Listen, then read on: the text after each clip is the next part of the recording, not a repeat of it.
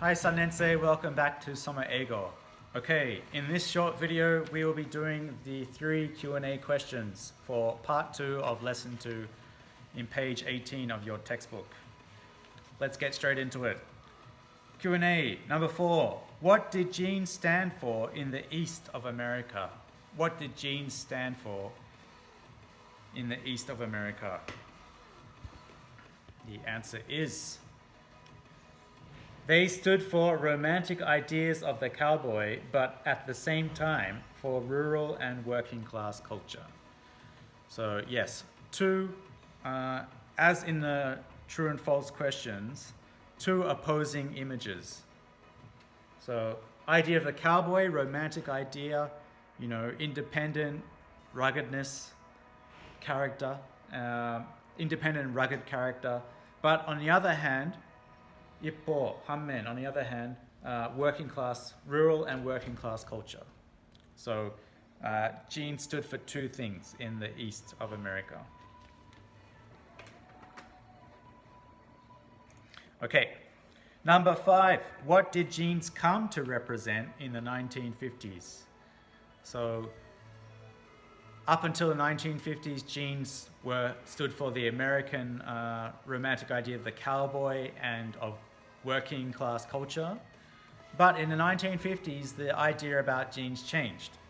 And they came to represent a counterculture of young people, and you can also add riding around on motorcycles. They came to represent a counterculture of young people. They came to represent a counterculture of young people riding around on motorcycles.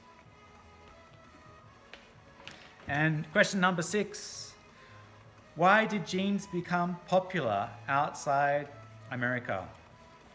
So you can find the answer for this towards the end of paragraph 8 on page 19. So in different parts of the world, what did jeans come to represent, and why did they become popular? Well, it was because they stood for a more relaxed American way of life. They came to stood for a more relaxed American way of life.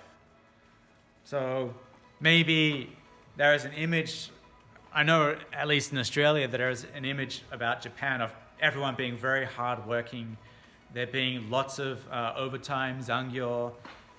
There is the idea that a lot of Japanese salarymen, office workers don't take any holidays, nenkyu.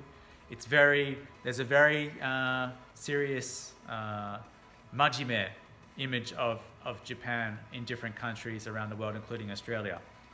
But in the case of jeans, they became popular around the world for the reason that they represented a more relaxed way of life that could be found in America at that time compared to other countries.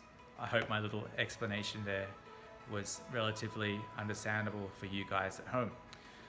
Okay, that ends the 3 questions and answers for the Q&A section for part 2 of lesson 2 in your ProVision textbook.